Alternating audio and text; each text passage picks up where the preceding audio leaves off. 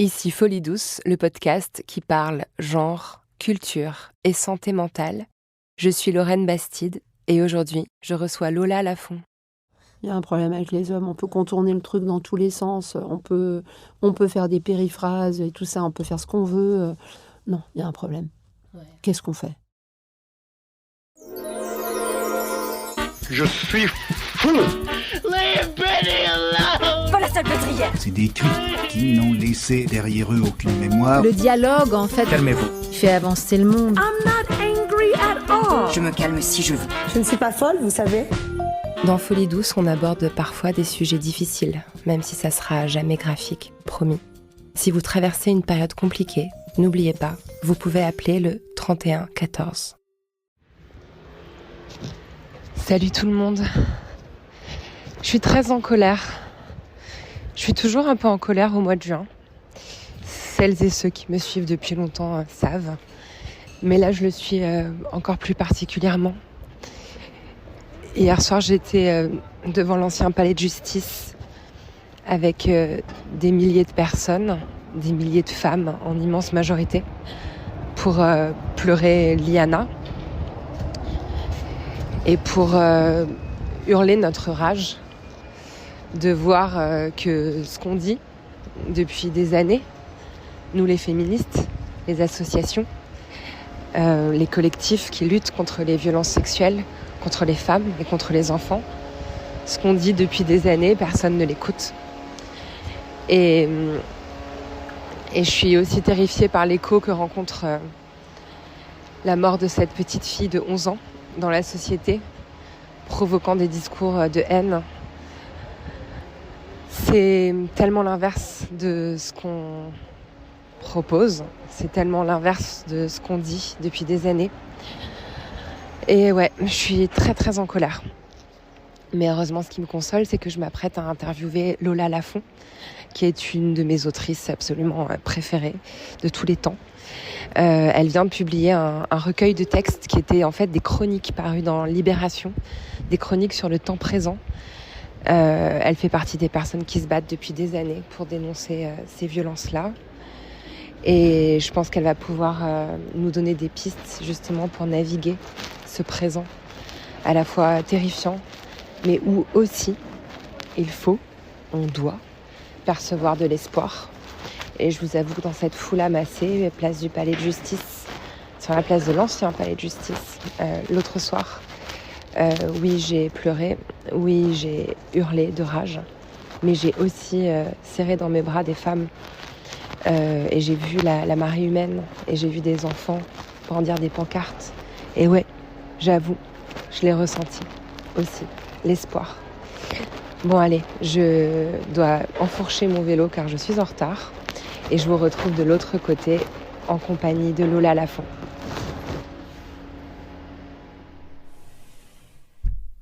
On n'utilise pas la totalité. Ouais. On fait juste des petits extraits sur Instagram, on en met 3. Merci beaucoup. Donc voilà, on fait des petits reels parce que c'est important pour la visibilité du podcast, mais la vidéo entière n'est pas en ligne. Okay. Et on choisit toujours des extraits cool, quoi. On ne met pas les trucs intimes. Enfin, tu vois, tu me connais, je fais attention. Oui. Lola Lafont, vous êtes écrivaine. Ça n'est pas la première fois que je vous rencontre pour un long entretien. Je me sens très privilégiée. Je vous avais reçu en 2022 dans La Poudre, juste après la parution de Chaviré. Entre-temps, vous avez bien navigué. Vous avez publié Quand tu écouteras cette chanson, une plongée dans la psyché d'Anne Frank, Anne Frank, l'écrivaine, un livre qui a connu un immense succès. Vous avez coécrit une bande dessinée géniale avec Pénélope Bagieux, La Nuit retrouvée. Vous êtes montée sur scène avec Un état de nos vies, spectacle qui vous a mené partout en France. Et vous avez aussi écrit entre 2023 et 2024 des chroniques mensuelles de 5000 signes pour le quotidien Libération. Ces chroniques ont transformé votre façon d'écrire, je crois. On vous connaissait romancière, avec des livres denses et précis publiés sur le temps long. Et vous voilà chroniqueuse du temps présent, essayiste de l'actualité, dans un geste qui resserre le regard, mais qui relâche aussi l'écriture. Ces chroniques ont été rassemblées dans un recueil intitulé « Il n'a jamais été trop tard ». Et ce recueil vient de sortir en livre de poche, une excellente chose, parce qu'il doit être lu par un grand nombre de personnes. Il pose des questions importantes. Comment habiter le présent ? Que faire de la colère et de la tristesse que suscite l'époque ? Vous n'apportez aucune réponse tranchée, car c'est votre force de poser un regard toujours en spirale, toujours nuancé sur le réel. Et un regard situé aussi, parce que vous dites « je » dans ce recueil, dans des chapitres intermédiaires, en italique, qui évoquent avec pudeur des questions plus intimes, le deuil, l'amitié, votre propre psyché, et notamment des troubles du comportement alimentaire que vous avez connus jeune fille. Alors on va parler de tout cela aujourd'hui, Lola, vraiment merci d'être là. Et avant qu'on commence, je vais vous poser la question rituelle de Folie douce. Comment ça va aujourd'hui ? Genre, vraiment ? Genre vraiment, j'ai l'impression un peu comme tout le monde. C'est-à-dire que j'aimerais aller bien et c'est pas tout à fait le cas. C'est presque mission impossible d'aller tout à fait bien. Donc je pense que vraiment, j'essaie d'aller bien. Ouais, c'est une très bonne réponse. J'essaye d'aller bien. Fais de notre mieux. Ouais. Vous êtes forte, vous, pour identifier vos émotions, pour aller traquer la tristesse, la colère, la peur en vous ? Malheureusement, pas très. Je pense que j'ai deux écueils que je connais. Donc, c'est déjà ça, je me dis. C'est quelque chose de sombre, clairement, qui ressemble un peu à un gouffre. Mais apparemment, je n'ai pas plongé dedans totalement. Et donc, ça, je l'identifie. Et c'est quelque chose que je peux tenir un peu à distance. Et puis, je pense que j'ai quelque chose de la colère qui est là, qui est toujours un petit peu... en embuscade, et ça j'ai un peu de mal à le contenir parfois. Ça peut s'exercer aussi contre moi-même, hein. C'est pas, je deviens pas forcément ostensiblement colérique, mais c'est quelque chose qui est très important, qui est très là, et j'essaye d'en faire quelque chose parce que voilà, sinon ça mange. C'est quelque chose qui me parle beaucoup, et j'ai l'impression ce matin, je discutais avec quelqu'un, je disais, je crois que la maturité, en fait, c'est arriver à identifier ces moments où la colère pourrait prendre le dessus et dire, ah, je connais ça, et je vais faire ça ou ça, genre aller marcher pour le canaliser. Et est-ce que cette impression de mieux maîtriser avec le temps, vous la partagez aussi ? Ça dépend des moments, Ouais. honnêtement. Ouais. Je pense qu'il y a des... Non, ce que j'identifie, c'est parfois de m'éloigner un petit peu, par exemple, de l'ordi. Quand c'est une histoire de réseaux sociaux ou d'une vision du monde dont je sais très bien, comme tout le monde, qu'elle est tronquée, qu'elle est orchestrée. Donc ça, je pense que maintenant, je l'identifie et que je sais un petit peu prendre du recul. Après, un peu moins sur des choses dans la rue ou des choses... ça peut vraiment... Quand ça cueille par ça peut vraiment cueillir. Ouais. Donc c'est vrai, la marche... la musique, appeler un ou une amie. Ouais. Ça, c'est pas mal. Ouais, l'appel à un ami, Ouais. excellent joker. Ouais. Vous parlez de cette violence en ligne, et justement dans le cadre de ces chroniques, parce qu'en fait, c'est ce qui est aussi fou quand on lit ce recueil, c'est qu'on se dit, mais il s'est passé tout ça en 2 ans. Il y a la guerre en Ukraine, il y a le 7 octobre, il y a la guerre à Gaza, enfin, il y a énormément de faits d'actualité très violents. On prend aussi la mesure de la violence du temps présent.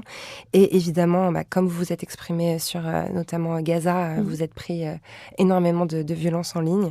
J'ai recopié un passage. On sera renvoyé à son origine, à sa condition. #juive, #femme, #trop à gauche, #pas assez. Ces haines se tenaient-elles en coulisses depuis longtemps, prêtes à servir ? C'est glaçant, cette phrase. Est-ce que, à force d'exercice, justement, vous avez réussi à mieux gérer ce genre de rapport en ligne ? D'abord, je pense que je suis, pour le moment, pas très, comment dire, je reçois quand même... c'est très ponctuel, la haine que je reçois. Donc, je l'ai identifié, je vois très bien ce qui peut provoquer des haines, d'ailleurs. C'est très étonnant. Des fois, on se retrouve prise entre plusieurs haines qui viennent vraiment d'endroits très différents politiquement. Ça, c'est ce qui me fait le plus peur, en fait, que ce qui fait se rejoindre maintenant un peu énormément d'opinions politiques, c'est la haine. c'est le recours à la haine, c'est l'invective. En fait, ça me questionne vraiment beaucoup. Parce que je pense que être un sujet de haine pour l'extrême droite n'est pas hyper surprenant. En fait, voilà. Ce qui m'embête, c'est quand vraiment d'autres opinions viennent s'adonner. J'ai vraiment envie de dire s'adonner, parce que je trouve que la haine, c'est quand même une sale manie, quoi, en fait. Et j'en suis pas exemple non plus. Donc, je pense qu'il y a vraiment une sorte c'est comme si on dévalait quelque chose. Il y a quelque chose de... La haine, c'est un truc qui dévale. Donc oui, je l'ai identifié. Je lis pas... par exemple, quand je fais une chronique, j'essaye de ne pas aller sur la page de Libé, sur Insta, par exemple, parce que c'est là où je vois. Oui. C'est là. Oui, parce que c'est pas votre communauté, ça sort un peu de votre espace voilà. à vous. Et c'est très instructif quand même, parce que c'est presque drôle.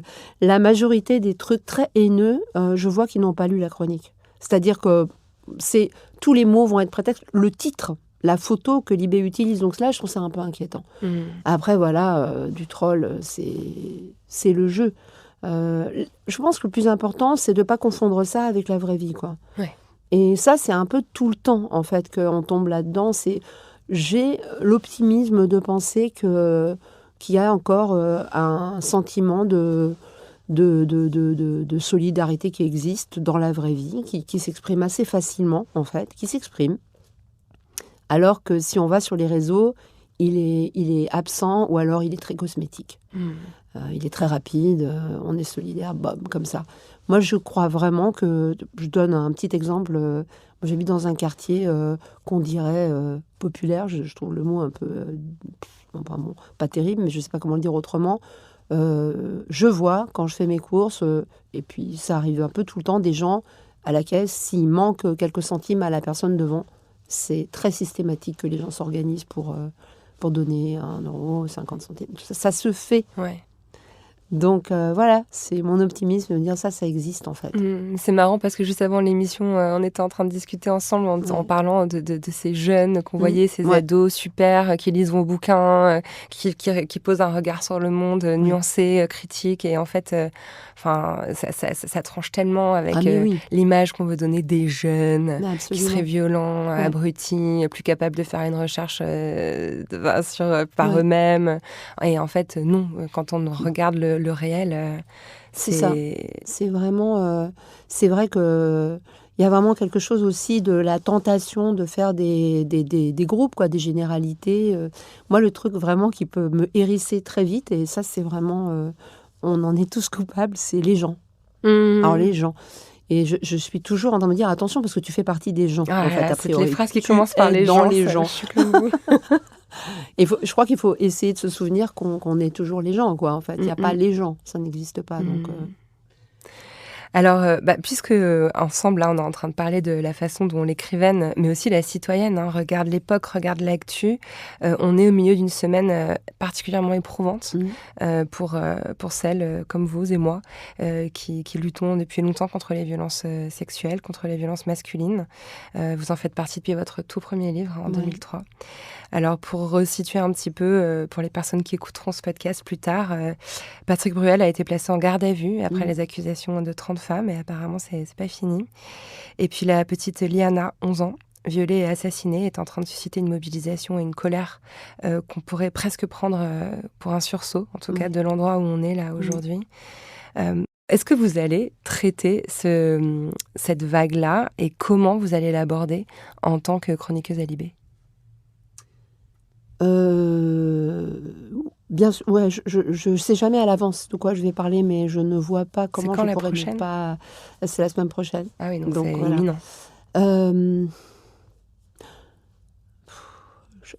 Je sais pas trop. J'essaie de. C'est-à-dire qu'il y a une partie de moi qui est encore avec un regard sur avant 2016, donc avant MeToo, toutes les années vécues avant. Quand j'étais ado, quand j'étais jeune femme, et tout ce qu'on s'est pris, et le silence, et aussi ce récit qu'on se faisait de ce qu'on avait vécu, comme si on était les seuls à l'avoir vécu, parce qu'on n'avait pas moyen de savoir qu'il y en avait d'autres.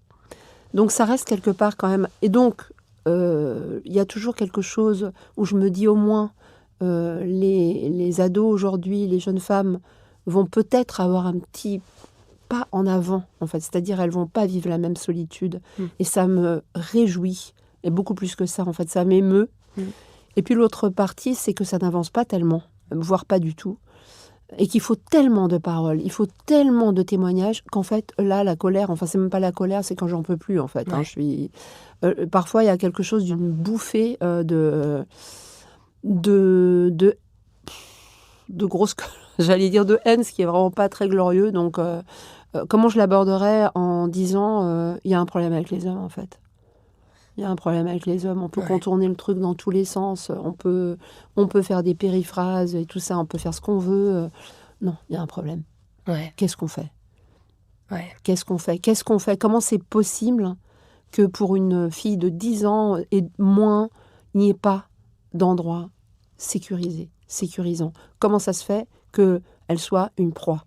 Et qu'on ne puisse pas échapper à cette question. C'est-à-dire que c'est le cas. Ça me rend dingue, en fait. Vraiment. Mais quand vous dites ça me rend dingue, ça réveille de la colère, de la haine, c'est parce que ça vient répondre à votre propre histoire, à votre propre vécu de femme. Moi, je sais que dans ces sujets-là, j'arrive à agir en journaliste, à penser, à rationaliser, mais il y a une part de moi qui est... Enfin, voilà, l'autre soir sur la place pour Liana, j'ai pleuré, genre... C'était trop... Enfin, est-ce que vous avez, justement, comme dans le livre, vous mêlez le je et le nous ? Comment vous gérez cette espèce de distinction ? Est-ce que vous arrivez à les séparer Pas génial, hein ? Pas génial. Non, je ne sais même pas si c'est possible, en fait, de faire une sorte de séparation. Je pense que l'écrivaine, elle est faite de la personne que je suis, et donc, immensément même. Hein, c'est-à-dire que j'écris d'où je pars, d'où je suis dans la vie, d'où j'ai été construite comme ça. Et il y a quand même une idée qui est à la fois avec laquelle on joue toujours qui on aurait été si machin. C'est une idée très douloureuse, je pense, quand on a vécu des violences sexuelles, parce que je crois même qu'il ne faut pas trop s'en approcher. Moi, c'est quelque chose que je me suis déjà demandé. Est-ce que j'aurais été une personne différente ? Enfin, je ne le saurais jamais. C'est une idée un peu vertigineuse, hein, d'être quand même... aussi le produit de ce qu'on a subi. Ça m'embête un peu de me dire ça, mais je peux pas faire autrement que de le constater, c'est sûr. Donc, non, je gère pas très très bien.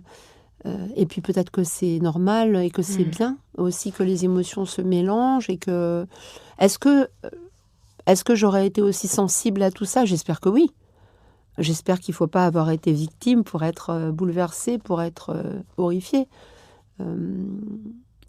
Je pense en revanche qu'il faut essayer, comme on disait il y a quelques minutes, de sortir pour le coup de quelque chose de la haine, un truc qui tourne en rond, parce qu'en fait, il faut essayer de construire quelque chose là. Je ne sais pas comment. Je ne sais pas comment, parce que les femmes ont fait leur part. Je le sens. Je veux dire, on a fait plus que notre part. Enfin, je veux dire, largement. Et elle est faite tous les jours, cette part. Combien de chroniques géniales je lis, combien de livres, combien de podcasts, combien de choses, combien de travail a été fait. Et ça veut dire aussi combien de temps a été consacré par les femmes à ce sujet, quoi. C'est juste fou. Donc maintenant, qu'est-ce qu'ils font, les hommes, en fait ? Ils n'étaient pas là l'autre soir, en tout cas. Il y en avait très peu. On les comptait sur les doigts d'une main. C'est ça qui est terrifiant aussi. C'est qu'à un moment donné, on ne peut pas s'emparer de ce sujet seul, le porter à bout de bras pendant des décennies. C'est pas possible. C'est une charge, en fait. Mais oui, c'est une charge. Colossale. C'est dévorant, au sens vraiment... Et c'est épuisant. Oui, c'est épuisant. En parlant d'épuisement et de fatigue, j'ai lu dans une interview que vous aviez ressenti, après cette tournée de théâtre qui vous a mené partout en France, une très grande fatigue, et que quelque part, c'est dans cette fatigue que vous avez puisé l'élan pour écrire les chroniques pour Libération, des chroniques qui vous semblaient peut-être plus accessibles à faire qu'un long roman. Qu'est-ce qu'on puise dans la fatigue, au fond ? Je pense qu'il y avait un enchaînement, et que c'était pas seulement... la joie aussi, mais beaucoup de dates avec un état de la scène, ça doit être... on a fait plus de 60 dates. Waouh. Mais c'était très heureux, hein, quand même. C'était une belle surprise. Mais je sortais de la promo de Quand tu écouteras cette chanson, qui a été très longue et très belle. Mais à la fin de cette promo, en fait, je me suis trouvée dans un état un peu étrange, qui m'a un peu effarée, pour dire la vérité, parce que je me sentais incapable d'écrire de la fiction. C'est-à-dire, c'était comme si je ne pouvais plus rajouter une histoire à l'histoire. En fait, je n'arrivais plus, vraiment. Donc ça m'a passablement inquiétée. Ça a duré. Quelque chose de... J'étais arrivée... j'avais le sentiment d'être arrivée au bout de quelque chose, ce qui peut être vrai, par ailleurs, et puis après on repart. Ce que j'ai pensé, là, finalement, ça s'est avéré un petit peu comme ça. Mais donc ça, plus la tournée, j'ai pas fait Il n'a jamais été trop tard par défaut, mais j'avais envie de rester dans quelque chose qui serait très ancré dans le réel, en fait. Et c'était, comme vous le disiez au début, c'est-à-dire que j'avais envie de partager des questionnements. J'avais pas plus de réponses à la fin de la tournée qu'avant. Et comme sur scène, il y avait déjà des chroniques, en fait, il y avait déjà des formes courtes comme ça, des fragments, j'ai continué. Mais je me sentais incapable, effectivement, de fiction. Et je ne sais pas pourquoi, tout à fait. Moi, j'ai une hypothèse. Mais ce que je trouve intéressant, c'est que... Enfin, alors après, c'est vraiment la suite. Allez écouter le volet 1 de cet entretien dans La Poudre. Mais c'est vrai que dans vos livres, jusqu'à celui-ci, il y avait à chaque fois une incarnation très forte, une héroïne, des femmes d'ailleurs, souvent qui venaient raconter une histoire qui était hors de vous. Et en fait, d'un seul coup, avec celui-ci, vous êtes dans le musée la nuit. Vous êtes dans l'annexe avec Anne Frank. Ouais. Donc en fait, vous avez fait irruption dans la narration de cette adolescente que vous inventez un peu dans ce livre, que vous romancez un peu, mais d'un seul coup, vous avez passé le mur de la fiction, vous vous êtes mis dedans. Oui, c'est sûr. Donc je trouve que c'est pas surprenant que vous ayez du mal à vous en extirper, quoi. C'était très compliqué parce qu'il y avait le sentiment de dire, voilà, c'est le bout, en fait. À un moment donné, je me suis dit, mais c'est pas mal aussi de s'arrêter là-dessus. J'ai vraiment envisagé... carrément la retraite, quoi. Ah ouais. La retraite, bon, je sais pas. Ça sent quand même la grosse fatigue. Ouais, c'était ça. Ça sent le petit burn-out. De trucs où je justifiais un peu, c'est terminé. Et il y avait, je pense, un mélange aussi d'avoir... Alors, c'est curieux, mais j'ai rencontré tellement de gens magnifiques autour d'Il n'a jamais été trop tard. Beaucoup de jeunes. Énormément de jeunes, beaucoup d'ados avec leurs parents, de parents avec les ados, enfin, d'échanges de livres, justement, comme ça. Et je me suis dit, je peux plus, j'ai plus rien à vous offrir, peut-être. Il fallait vraiment que je me retire un peu. Et voilà, quoi. Ouais, c'était une grosse fatigue, quoi, clairement. Ça vous arrive souvent de ressentir ce genre de fatigue ? Je pense, en réalité, si j'en crois mon entourage blasé après chaque roman, donc plus personne n'est impressionné par mes coups de fatigue, mais oui, il y a quelque chose du vide. Ouais. Y a vraiment quelque chose de... Peut-être que je ne sais pas envisager l'écriture autrement que de s'approcher, comme je disais au début, d'une forme de gouffre. Il y a quelque chose où je n'ai pas l'écriture légère et facile, malheureusement. Et donc, j'ai une sorte de sentiment de vide qui est assez fort et qui se soigne en réécrivant. Et donc, le moment où il y a le vide sans réécrire, il est un peu pénible. Et il y a aussi ce moment où le jeu devient nous. Moi, il y a un des textes que je préfère, c'est quand vous racontez un atelier d'écriture avec des collégiens en Normandie et en fait, à tisser tout leur jeu, il y a un espèce de nous qui émerge, ce que je trouve vraiment très beau comme une métaphore de ce qu'on a fait dans le féminisme. C'est vrai. Et aussi, vous parlez de l'amitié. Ça glisse vers votre propre expérience de l'amitié. Et je trouve que, en fait, on en revient toujours un peu à cette idée-là, quoi, que avoir des nous avec nous. Mais c'est la seule. Vraiment, c'est. J'ai pas du tout envie de dire du mal des psys et de la psychanalyse, pas du tout. Mais moi, ce qui me tient, ce qui me soigne, ce qui me fait avancer, c'est les amis. Clairement, j'ai cette centralité de l'amitié dans ma vie, quotidienne, c'est-à-dire que vraiment. Alors, je dirais pas on est une famille. Parce que c'est pas ça. Justement. Voilà. Et donc, c'est vrai que l'amitié, c'est vraiment cette chose qui fait qu'on va traverser notre vie ensemble et qu'on se l'est pas dit au début. Et non, mais les blessures d'amitié, c'est horrible, en fait. Donc, l'amitié, le nous, sans que ça forme non plus un clan. Ouais. Sans que ça soit quelque chose, justement, qui soit fermé. Et c'est essentiel. Il y a cette phrase que je trouve hyper belle dans votre texte sur l'amitié, cette idée que l'ami nous a vus, en fait, jeune fille perdue, trop maquillée. Enfin, il ou elle a vraiment de nous cette espèce de regard complet, en fait, dans toutes nos couches successives. Et on n'a pas besoin de se raconter pour que il a tout, quoi. Ouais.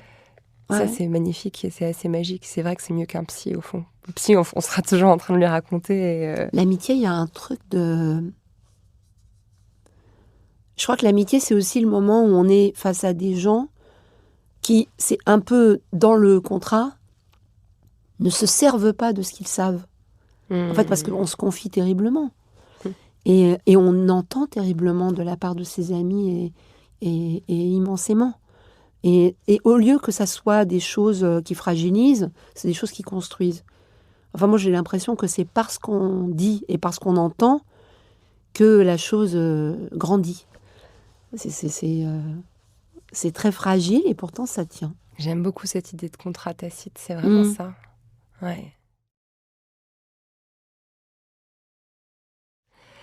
Je peux pas m'empêcher donc de constater que dans tous vos textes, il y a cette adolescente qui revient encore et encore. Et même dans le recueil, il y a une adolescente de 15 ans qui vous interpelle lors d'une rencontre, qui vous dit quelque chose de décisif, semble-t-il, que vous ne donnez pas à lire dans le livre. Vous dites que vous le gardez au secret d'un carnet, donc je respecte ce secret du carnet.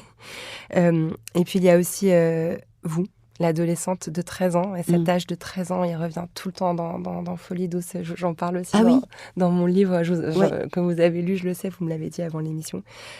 C'est fou, dans toutes les interviews de femmes. Ah oui, ça c'est intéressant. Il y a un truc qui bascule à 13 ans. Ouais. Et quand j'ai lu le livre, j'ai fait voilà, 13 ans encore. 13. Et en même temps, c'est l'âge où on vous offre un carnet où l'écrivaine naît.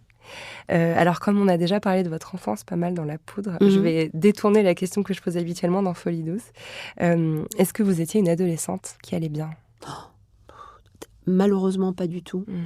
Je pense que cette adolescence a été un chaos. Aujourd'hui, je la vois avec... comment dire ? J'ai infiniment de peine, parfois, pour celle que j'ai été, parce que j'étais vraiment paumée. J'étais arrivée de Roumanie à 12 ans et demi, donc aucun code, avec une nouvelle vie, un nouveau pays, une nouvelle tout, quoi. Je dirais même un nouveau système politique, quasiment. Ouais. C'est tout à fait réel. Et j'ai l'impression qu'il y a d'abord eu une sorte de...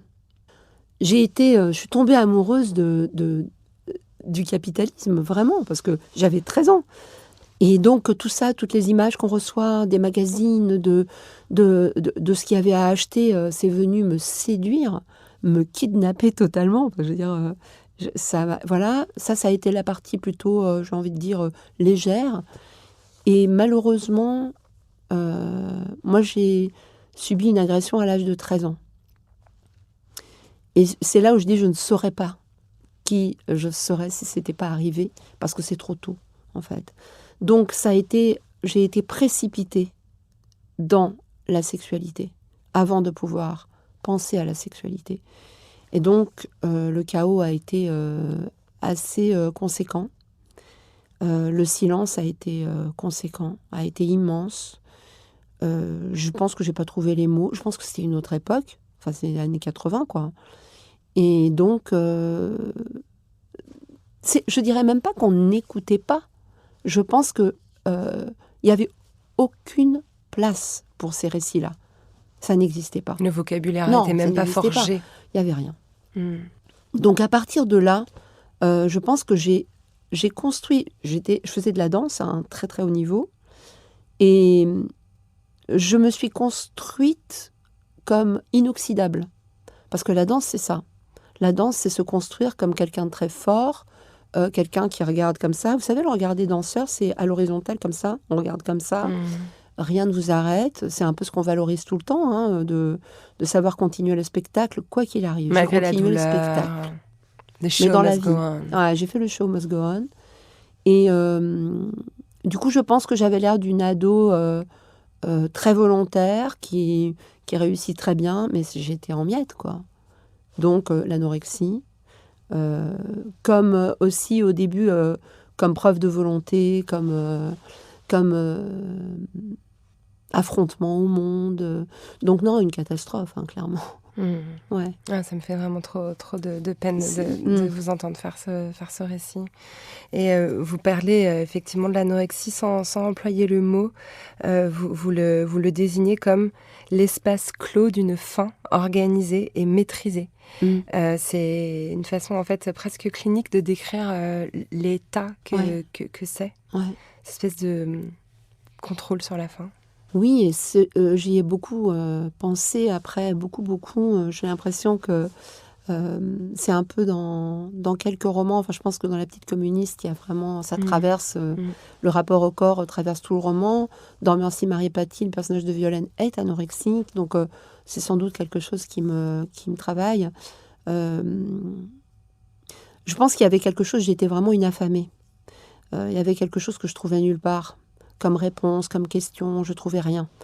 Et que donc, ça s'est déplacé sur avoir faim tout le temps, comme preuve de... Enfin, c'était pas totalement conscientisé comme ça, mais de fait, c'était ça, en fait. Hein. C'était être quelqu'un qui n'avait besoin de rien, qui était...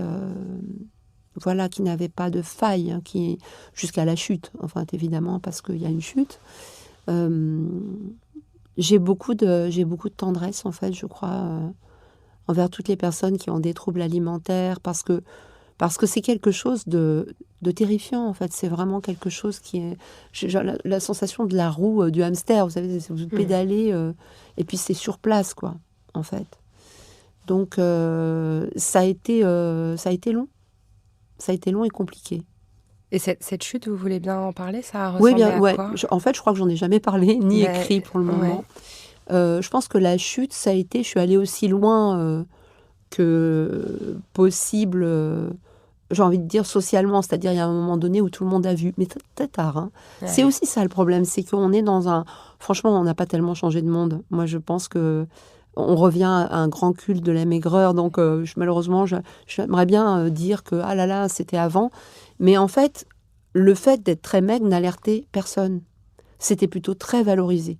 Très valorisé dans la danse. Donc, j'avais un alibi en béton, en fait. Et puis, j'avais un alibi en béton comme jeune fille. Parce que c'était ça. C'était un succès de ne jamais manger. La chute, c'est physiologique, en fait. Le corps qui tient plus. Et moi, j'ai été hospitalisée.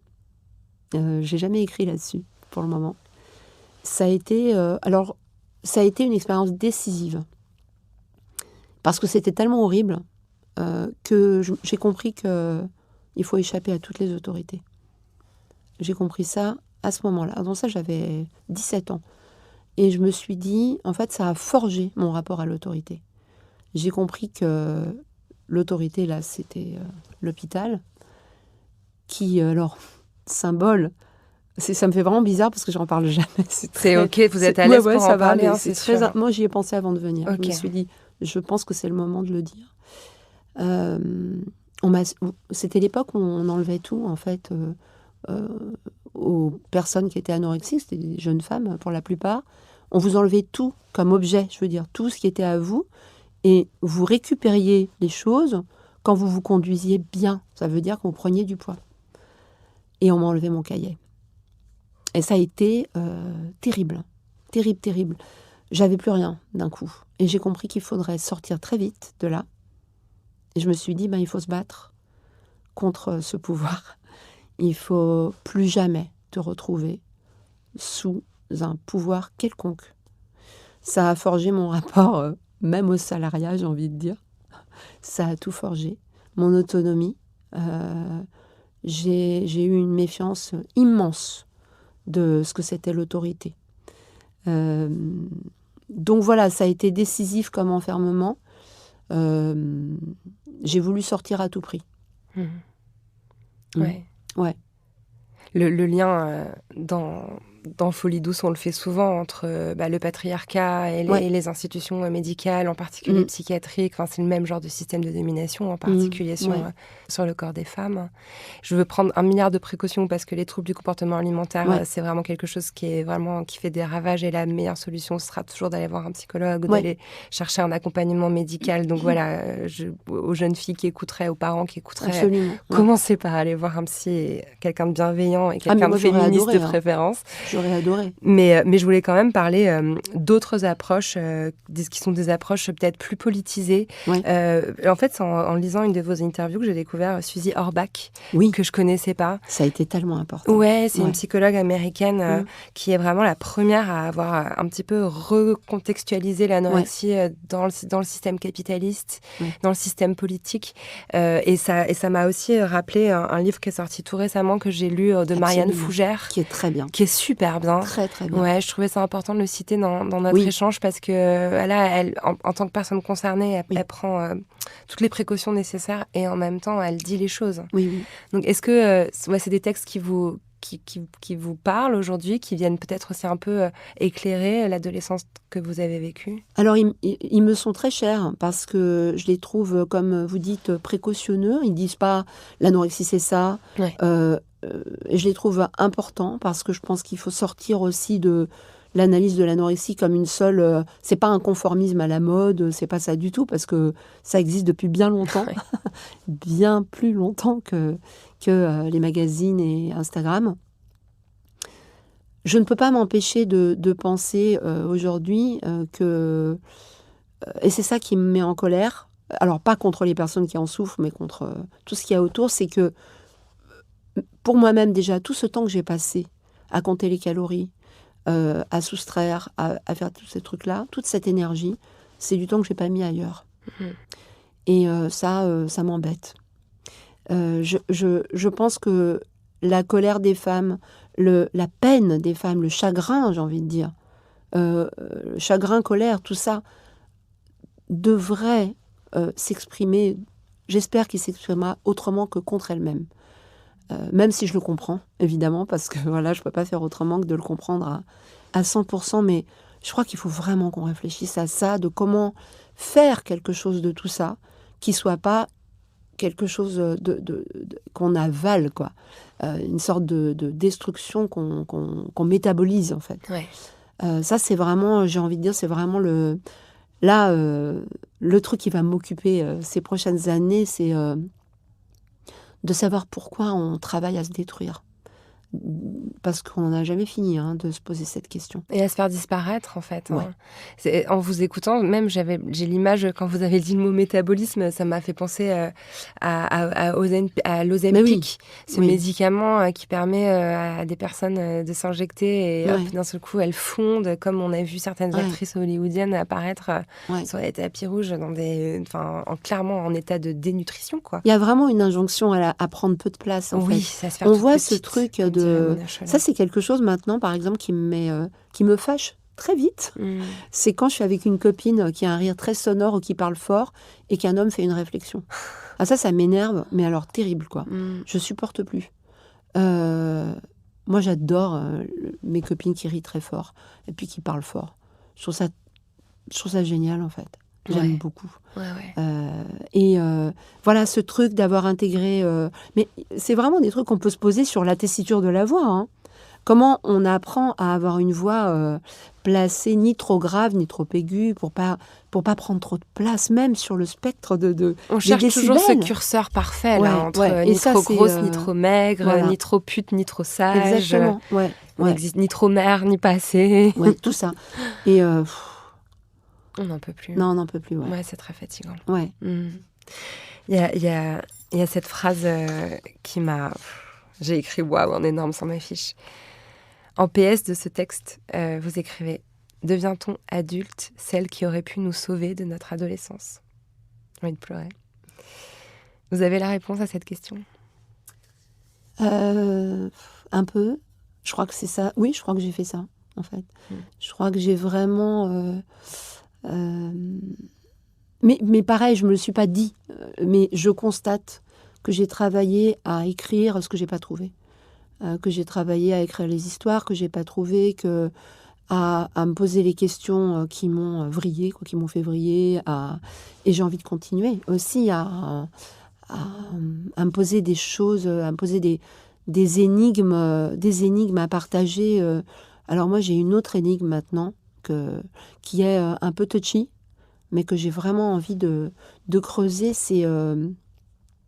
J'ai vraiment l'impression que la personne que j'ai été, par exemple, quand j'avais une vingtaine d'années, qui a été par exemple, dans une relation très violente, plutôt grave, je ne la connais pas. C'est-à-dire, je ne comprends pas cette fille.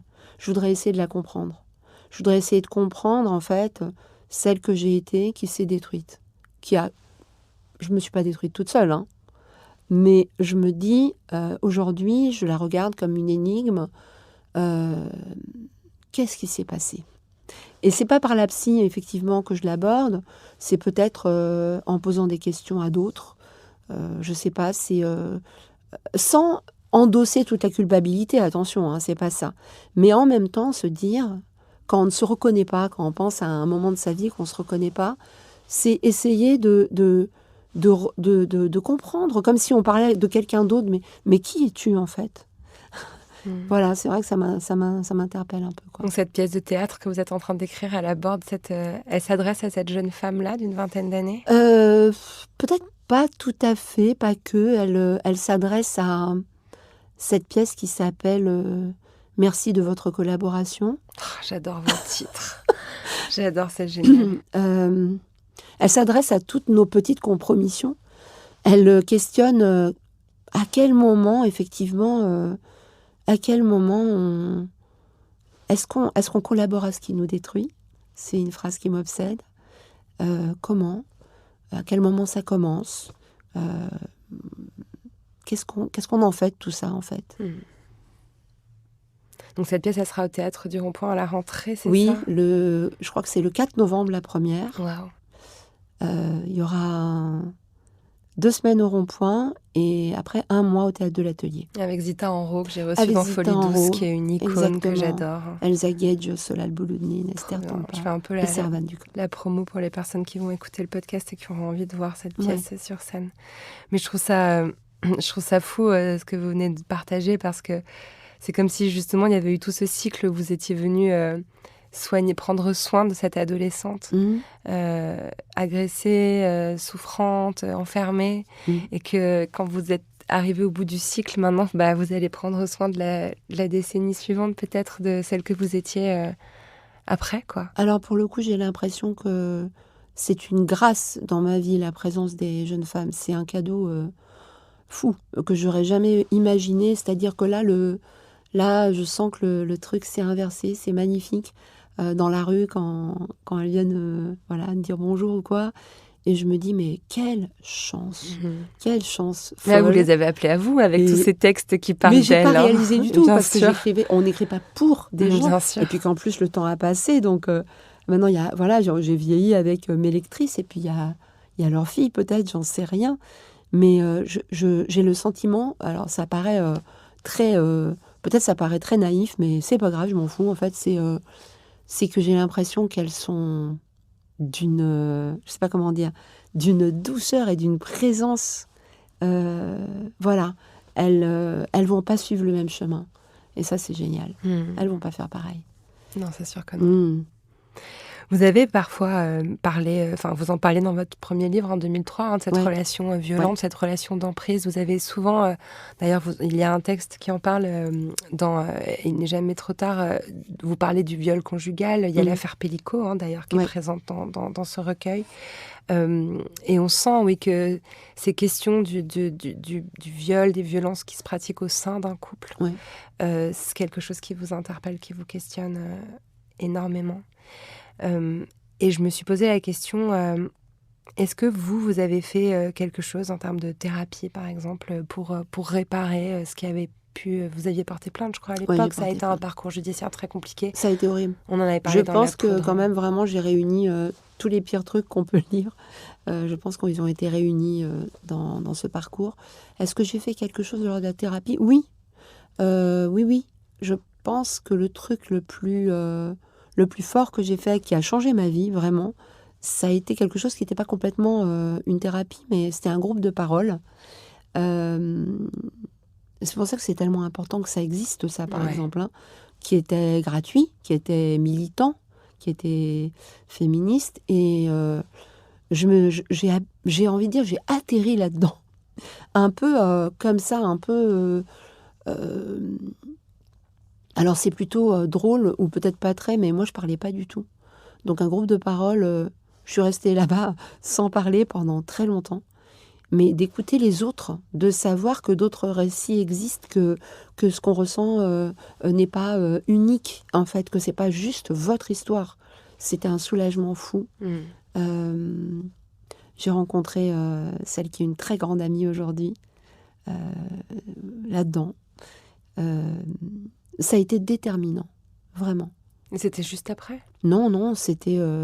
moi, je me suis tue 3 ans. C'est long. Ouais, c'est long. Ouais. Et l'écriture, ça a constitué aussi une forme Mais de je publiais pas encore, donc j'écrivais beaucoup. J'écrivais beaucoup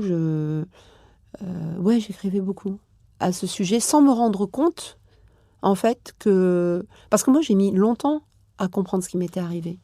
C'est pour ça que j'ai infiniment de compassion, c'est même plus que ça, d'empathie pour tous les récits. À chaque fois que je lis, mais pourquoi elle parle si tard ? Mais ouais. Je suis là, genre, mais bien sûr. C'est évident, C'est le évident. temps que ça prend. Ouais. Et puis, c'est fascinant.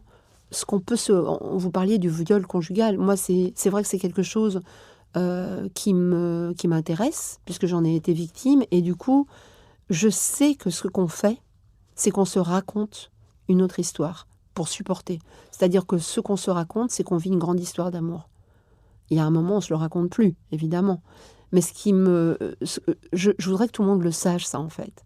C'est qu'on se construit une histoire parce que c'est insupportable de se raconter autre chose. C'est très, très dur. Hein. Et on peut se la raconter longtemps. Et on peut se le raconter longtemps, ouais. Et on peut même, pour être en train de vivre quelque chose d'un peu similaire, personnellement, c'est très intime ce que je raconte, mais on peut même se le raconter au point de l'avoir écrit. Exactement. Alors, c'est drôle que vous disiez ça, parce que quand j'ai feuilleté mes journaux, du moment où ça m'est arrivé, à un moment donné, j'ai cherché un peu des récits que j'en aurais fait. Il y a une absence dans mon journal, hein, je parle, hein, dans mon journal, même dans mon journal à l'époque, le mot ne trouve pas sa place. Il y a des périphrases, il y a des métaphores, il y a des choses qui sont... On sent des choses qui ne vont pas, qui ne sont pas nommées, même entre moi et moi-même. C'est dire la profondeur du truc. Et il y a de temps en temps des choses que je trouve aujourd'hui, c'est ça que je voulais dire tout à l'heure, folles, qui parlent d'amour. Et puis le rideau se déchire, peu à peu. Et le récit surgit, mais pas la même année. Mais il existe, un peu plus tard. Ouais.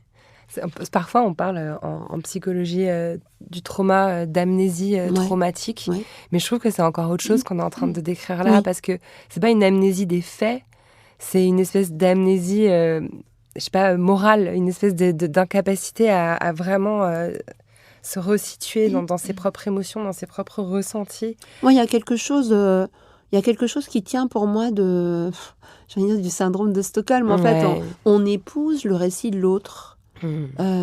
Parce qu'on n'est pas encore assez...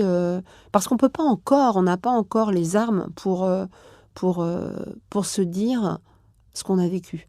Je crois qu'il y a vraiment ça, que ça prend un peu de temps hein, aussi. Moi, je pense que c'est le groupe de parole qui m'a beaucoup aidée. Et puis, bon, évidemment, l'écriture et la publication de Une fièvre impossible à négocier, qui a été... Votre premier livre. Voilà, mon premier roman qui a été une aventure folle, parce qu'il a été publié très vite. Très, très vite. Hein. J'ai déposé le manuscrit, il a été publié, il a marché. Et donc, j'ai changé de place aussi. D'un coup, j'ai été celle qui était plus dans l'ombre. J'étais très dans l'ombre. J'ai trop de choses qui me viennent à l'esprit. Mais j'ai l'impression aussi que quelque part, la jeune femme que vous dites avoir besoin d'aller re-rencontrer parce que vous ignorez qui elle était, elle ressemble à cette petite fille qui regarde à l'horizon et qui est dans le contrôle. Ah oui, d'accord, il m'est arrivé ça, hop, j'écris. Je dépose le manuscrit, je suis publiée, je me mets là. rêve pas ça. Vous voyez ce que je veux dire, comme s'il y avait eu une détermination dans la survie. Ouais. Et il y a eu aussi très important. Alors je dirais pas que c'était une thérapie, hein, attention, mais il y a eu aussi mon attirance. Je dis attirance parce que c'était pas un truc cérébral, mais vers un engagement plutôt radical, qui a été très important, qui a été bizarrement une sorte de reconstruction. J'ai été après le viol, j'ai été très attirée vers le danger tout le temps. J'ai eu besoin de mise en danger physique. J'ai fait des choses. Maintenant, quand j'y pense, je suis beaucoup plus peureuse aujourd'hui. Enfin, peut-être aussi, tant mieux. J'avais besoin d'avoir peur. J'avais besoin de frôler des choses dangereuses tout le temps. Et je dirais que heureusement, j'ai rencontré des gens chouettes. Et que c'était quand même plutôt constructif. Avec des moments un peu walou quand même, mais... Mais ça rejoint aussi quelque chose qu'on entend, par exemple, grâce notamment à la parole de Flavie Flament, qui nous permet de comprendre, en fait, je ne sais plus quelle autrice a employé ce terme, que les agresseurs ont des antennes, en fait, et qui peut expliquer pourquoi, quand on a été victime de violence, comme ça a été votre cas dans l'enfance, après, en fait, on en recroise sur son parcours. Elle a tellement raison. C'est tellement important de le dire. Elle a tellement raison, et elle le dit tellement bien. Ouais, elle le dit Flavie bien. Flament, elle le dit tellement bien. Moi, quand j'ai lu son livre, c'était La Consolation. Ça m'a vraiment fait un drôle d'effet. Ça m'a vraiment bouleversée. Donc, dans lequel elle raconte comme elle a été victime de viol quand elle avait 13 ans aussi, d'ailleurs, par le photographe David Hamilton, qui s'est suicidé peu de temps après la parution du livre, ce qui a été terrible pour elle. Mais elle a complètement raison. Après, je pense que... Alors, on me demande souvent si la littérature, c'est thérapeutique. Et là, je dis non. Pas du tout. Je pense que c'est important de le savoir, en fait. Ça soigne de rien du tout. Je crois même que le fait d'être publié, c'est très fragilisant, que ça peut être compliqué, l'exposition. Et puis aussi que la littérature, que l'écriture, c'est pas raconter quelque chose, mais c'est une recherche de forme, c'est une recherche de beauté, c'est une quête aussi d'autre chose que juste de dire voilà ce qui est arrivé ou ce qui n'est pas arrivé, et que donc je ne suis pas sûre que ça soit thérapeutique. Ça se situe ailleurs. C'est un geste qui est beaucoup plus tourné vers le nous, en fond. Complètement, c'est un dialogue. Pour moi, ça a quelque chose d'un dialogue avec un nous qu'on ne connaît pas, avec un monde qu'on ne connaît pas. C'est la proposition, c'est une proposition esthétique aussi. Donc c'est autre chose. En tout cas, je pense que la publication, c'est vraiment pas thérapeutique. Non. Non. Mais par contre, il y a quelque chose de presque sacrificiel, parce que quand on voit comme des livres comme La Familia Grande de Camille Kouchner ou Triste Tigre de Neige Sino, c'est des livres en fait qui font vraiment trembler la société très très fort. Donc peut-être qu'il y a, je ne sais pas si ça soulage l'autrice. C'est pas sûr. Tout comme voilà, votre livre, il a fait vraiment complètement, il a fait ressurgir Anne Frank, ressurgir la réflexion sur l'antisémitisme. Il y a quand même une capacité à faire thérapie, pour la société, en fait. Au moins à faire questionnement. Oui. J'ai ressenti ça avec Chaviré, en fait. Ouais. Où vraiment, ça a été sur le long terme, parce qu'il y a eu un reconfinement. Et quand j'ai retrouvé les lecteurs et les lectrices, donc c'était au moment de quand tu écouteras cette chanson, j'ai rencontré les lecteurs de Chaviré. De Chaviré. Ouais. Et j'ai été tellement bouleversée de voir leur âge aussi. C'est-à-dire qu'il y avait eu... je sais pas comment dire, le livre s'est passé entre les parents et les ados et des jeunes adolescents masculins. Et je me suis dit, bon, on n'est pas complètement fichu s'il y a des jeunes garçons qui ont envie de lire quelque chose sur le consentement, sur qu'est-ce qu'on fait de toute cette culpabilité, etc. Je me suis dit, bon, le dialogue est engagé. On n'est pas fichu. Non. Mais c'est un peu ça qui ressort aussi de ce recueil de textes. C'est une des phrases que je voulais vous glisser au tout début. Voilà, vous écrivez « Hier est si proche et demain tremble un peu ». Et vous décrivez très bien cette espèce d'interstice un peu chancelant, où on est obligé d'être, ça s'appelle le présent. Ouais. Et vous, quelque part, vous proposez Une façon de garder l'équilibre qui est quoi alors de voir ces garçons qui lisent chavirer par exemple? Eh ben moi j'aime bien cette idée d'équilibre parce que l'équilibre en fait dans la danse c'est toujours une tension entre, très très concrètement, hein, entre d'où on vient et où on va. C'est toujours ce truc comme ça. Wow. Et donc c'est ça l'équilibre dans la danse. Et j'ai vraiment l'impression que c'est la seule façon de se tenir debout. Je pense que c'est pas grave de chanceler et de vaciller. Et de Il y a chavirer. vraiment et de chavirer. Mais il y a vraiment ce truc qui est une tension permanente. En fait, c'est un peu comme la marche des bébés. On voit bien, en fait, qu'ils peuvent pas rester en immobilité très longtemps. Qu'ils mettent un pied devant et puis voilà, un pied derrière, ça bouge. Et oui, bah bien sûr qu'il y a du déséquilibre permanent à avancer. Donc c'est plutôt chouette, même si c'est fatigant au quotidien. Mais il faut avancer pour pas tomber justement. Ouais, très concrètement, Comme oui. les bébés. Mais oui, c'est ça. Bah oui. Avec le recul de Lola Lafont, quelle est selon vous la meilleure de toutes les thérapies? Oh là là, alors là, je sais pas, parce que je suis pas sûre que j'ai trouvé une thérapie. Moi, j'en ai plein, en fait. Il y a des choses qui sont un peu... j'ai l'impression d'être une vieille dame russe, si je dis ça, ou anglaise, mais boire du thé. Ah, j'adore. J'ai vraiment l'impression que je vais terminer comme ça à parler de thé dans des podcasts de très jeunes femmes qui seront consternées. Mais je veux dire, moi, si je vais mal, je me fais un thé. Si je vais bien, je bois du thé, quoi. C'est une manie. J'ai vraiment besoin. Je pense vraiment que je suis très, très addicte à ça. Non, mais plus sérieusement... l'amitié. Mais c'est très sérieux. Mais j'aime en même bien temps. le Mais thé. oui. Moi, je trouve que c'est un vrai bon conseil. En plus, il y a quelque chose, on se le prépare. On se le prépare, il y a l'odeur. Et puis, je sais, on ne peut pas vraiment boire un thé très vite en marchant. Enfin, on peut, mais moi, j'ai tendance à soit me brûler, soit m'en mettre partout. Donc, je trouve qu'il y a une nécessité de se poser que j'aime bien. De trouver le bon endroit aussi Exactement. pour garder l'équilibre. Donc, je trouve ça pas mal. L'amitié, toujours encore. Bien sûr. C'est fou comme c'est important. Je veux dire, j'ai tellement peur de perdre mes amis, que c'est ma terreur. Vraiment, on veut pas se perdre. On peut pas se perdre. L'amitié, la danse, malgré tout. En dépit d'une relation amour-haine, la danse. Moi, dès que je rentre dans une salle de danse, qui m'arrive très fréquemment, c'est l'odeur, c'est la barre. J'ai l'impression de revenir à la maison. C'est la maison, parce que c'est ça fait un bail, quoi, que je danse. Et puis quoi d'autre? Ouais, l'écriture, évidemment. L'écriture. Pareil, amour-haine, l'écriture, drame et joie. Mais finalement, j'ai constaté quand même que je me sens plutôt mieux une fois que j'ai écrit. Je suis plus sortable.